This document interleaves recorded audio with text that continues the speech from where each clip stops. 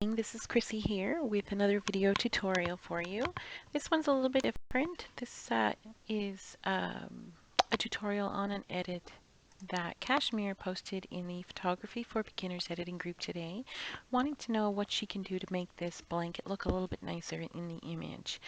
Um, there's a lot of people who will say you're supposed to get it right in camera, and sometimes I agree with that. And that's when you have older children, or you have adults, um, or you have landscape that doesn't move at all. But when you've got a little baby that finally fell asleep after an hour of rocking and feeding and shushing, you are not going to move that baby to straighten out the blanket at all. And if you can get a shot like this where the baby is posed great, take the shot. Worry about the blanket in post if you've got the skills to do that. Because I guarantee you, if I would move this baby to try and fix that blanket, I'm right back to square one where I'm going to spend the next hour trying to get the baby back into this position. So get it right in camera, purists. Shh, we don't want to hear it. Not when it comes to newborn babies. Alright, so this is the image that I got. Right away, the lighting was a little bit off. This was a funny blanket to photograph. The lighting made it look greener than it really was. Cashmere told me that the blanket was actually a light blue.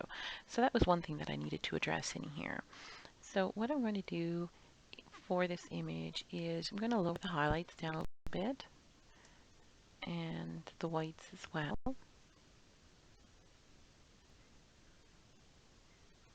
There we go.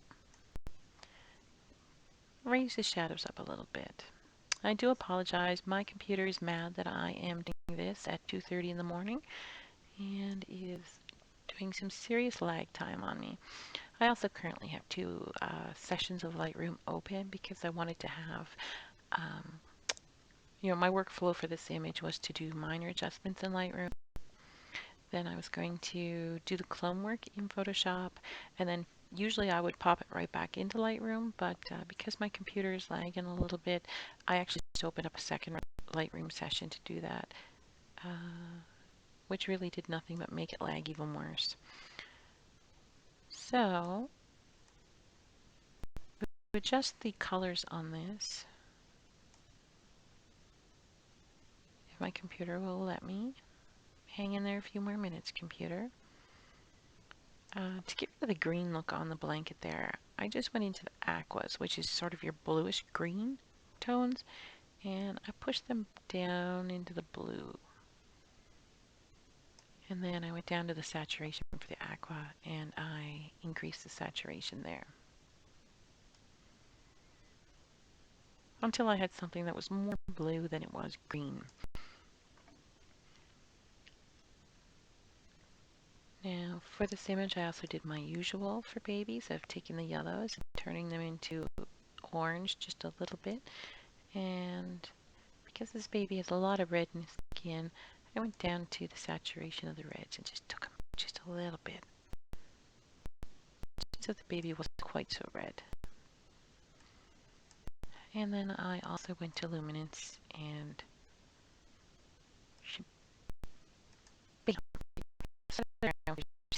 just to give the baby a little bit of a nice soft look to it.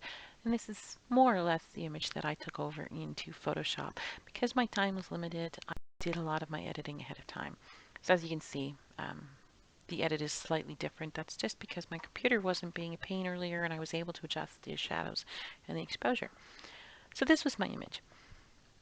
I tend to not shoot babies looking down to the bottom of the frame, and that's possibly a personal preference. To me, looking out the bottom of the frame is sad. It's maybe a depressing way of looking at life. And I kind of like for little babies to be facing something other than directly at the bottom of the frame.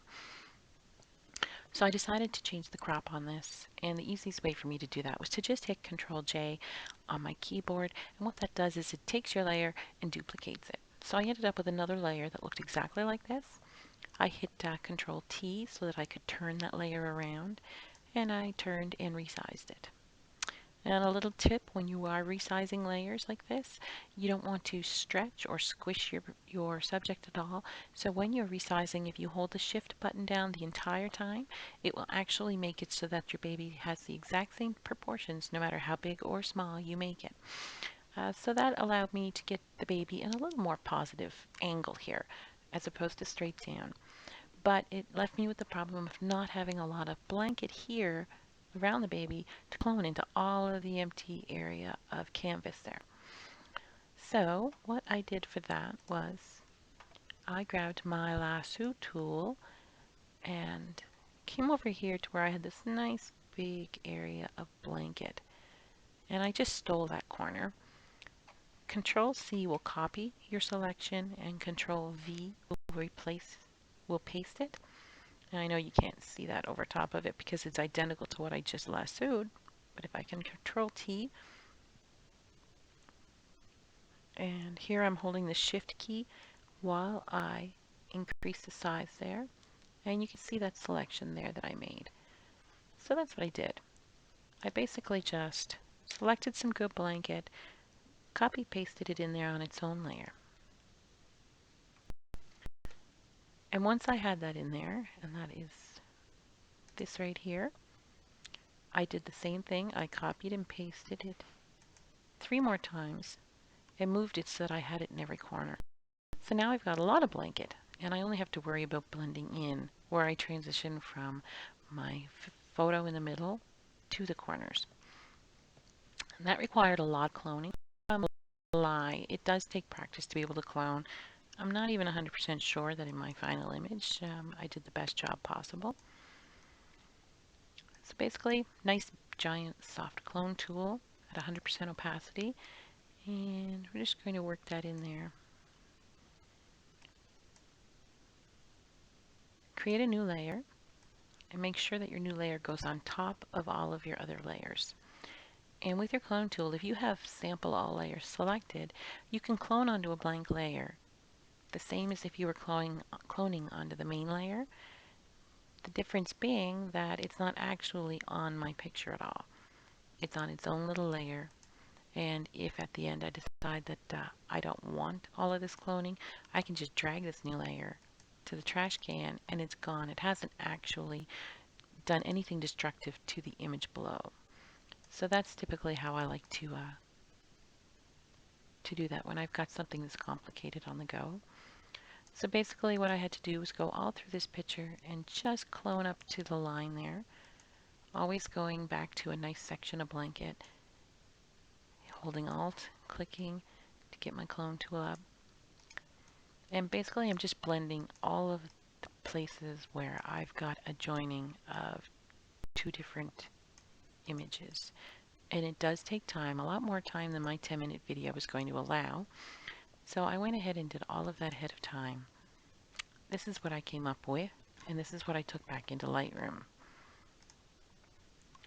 This is my finished shot here. So this is what came back into Lightroom for me. And with my last minute and a half, I'll see if I can quickly show you what I did. I did adjust the crop a little bit more, just because there was a lot of empty space.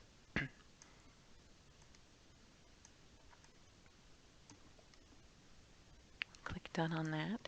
Then I used my radial filter tool, drew a circle, a nice big circle around the baby. And my settings for the radial tool were clarity all the way down and saturation all the way down. Or not saturation, sharpness. And what that did is it just gave me a nice blurred edge around there.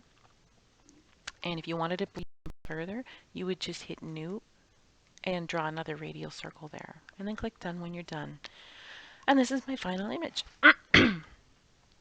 So hopefully that'll show you how I was able to go from the first image to the final image. And if you have any questions, put them in the comments. I look forward to hearing from you and making more videos for you. Cashmere, hope you enjoyed the edit that I did on your picture. Thank you so much for letting me play with that. Have a great night, everybody. Bye-bye.